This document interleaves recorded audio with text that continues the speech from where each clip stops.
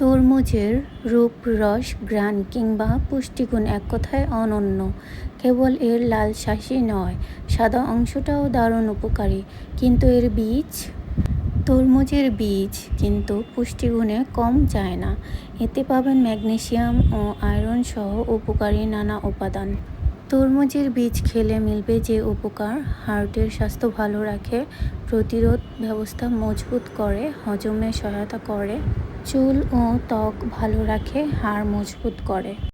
এখন জানা যাক তরমুজের বীজ খাওয়ার নিয়ম। তরমুজের বীজ গুঁড়া করে তা সালাদ বা অন্যান্য খাবারের সঙ্গে মিশিয়ে খাওয়া যেতে পারে। এছাড়াও ভাজা বীজগুলো সালাদ, টক দই কিংবা ওটসের সঙ্গে মিশিয়ে খেতে পারেন।